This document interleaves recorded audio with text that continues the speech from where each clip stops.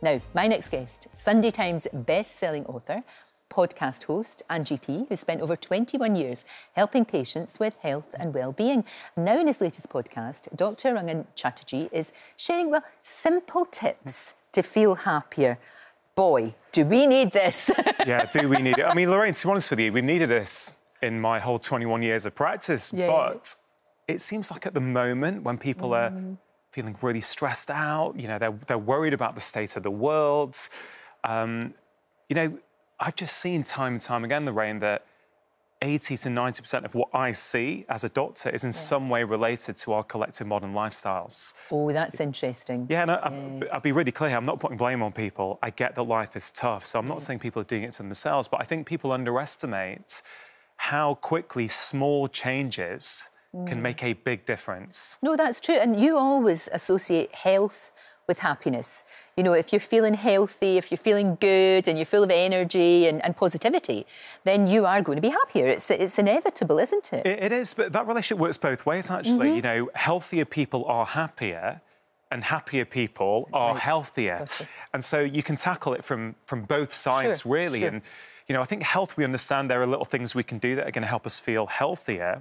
But the same thing goes with happiness. Happiness is a skill that you can develop and work on. And one of the reasons I'm excited about this new 5-minute daily podcast is because it's going to help people understand that, oh, it's just a little bit every day. It feels manageable. I don't have to meditate for half an hour a day or go to the gym for 1 hour a day. Right. And one thing I think might be worth bringing in here, Lorraine, is in my last book on happiness, I wrote about there's 3 components to happiness that we can work on. One of them is control. And when I say control, I mean, what can we do that gives us a sense of control over our lives? And I think at the moment it's really important because the world feels out of control. If you put the news on and you see cost of living crisis, you see things going on around the world, people can start to feel that their lives are out of control. And that's why if you can do something small each day, like a 5-minute workout, for example, it gives you a sense of control. So no matter what's going on in the world out there, I've got some sort of agency over how my life goes. So I'm really passionate about these small things. So what can we do? What would you say your tips would be to somebody sitting there thinking 5 minutes a day? Well, we can all find 5 minutes, can't we? We can. OK, I'll give you an example. So what could we do? I'll give you an example that I use in my own life, right? So I'm a busy person like many people watching. I've got a busy job, I'm married, I've got 2 young kids. I get that. So every morning when I make my coffee and it brews for 5 minutes, I do a 5-minute strength workout in my kitchen in my pyjamas, right? That's the truth. I'd pay money to see that, frankly. You know, I should make a video and put it on my Instagram. You know? And we talk about it on this new podcast, actually, because what's very... why it's so effective, because I've rarely missed a day in 3 years now, and it's not because I've got more motivation than you or anyone else watching.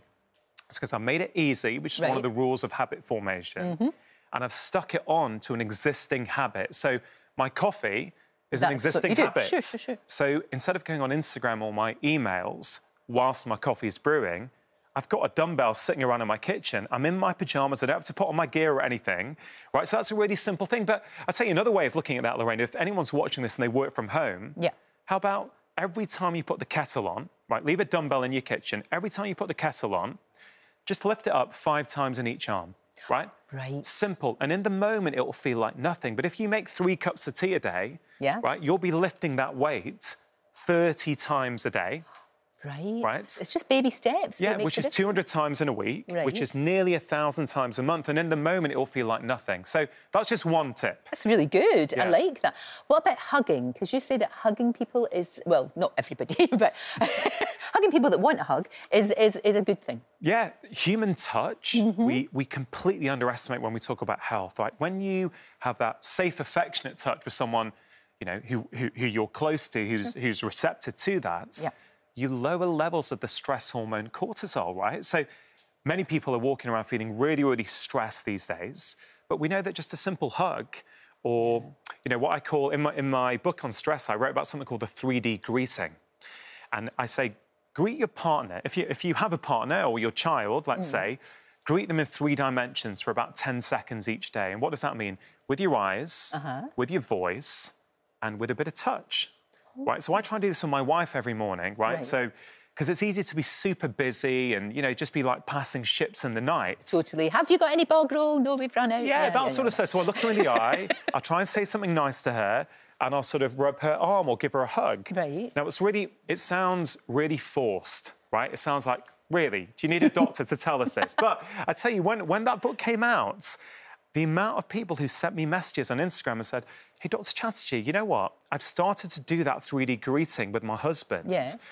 I don't tell him I'm doing that, and he's just generally more affectionate to me. Right? So it's these little things. Tiny things can make all the difference. Yeah, and that's what we do on this podcast, right? It's not just health, it's not just happiness, it's relationships. And this Amazon podcast is just 5 minutes a day. So even the busiest person is going to find time for it. Yeah. And dance in your kitchen, I like that, because I do that. Do you dance by yourself or with someone else? Yes, I put on banging tunes and I just kind of dance about. Well, what's your favourite banging tunes? Well, it would be 80s. 80s, some real good 80s music, like Human League, The Cure, things like that. Yeah, I like it. Dancing was interesting. We mentioned movement a few times, right? So movement is good for your physical health. We know that. It's probably even more important for our mental well-being. Sure. Right? And here's the thing. A lot of people say, oh, yeah, I don't want to go to the gym. It's not for me. Dancing, right, at home, when no one's watching. Nobody's watching. Right? That's movement. You're going to get blood pumping around your body. You're going to get effects in your brain. Just makes you feel better as well, doesn't it? It does. And here's a challenge to people, Lorraine, right? Go on then. If you're feeling down, right, I challenge you to put on one of these 80s feel-good tunes. Or whatever, your favourite. Right, dance to it. Yes. And see if you still feel down. Great. It's almost impossible to do. It is. Thank you so much. The Built to Thrive podcast is out now. Just 5 minutes. We love that. Thank you so much.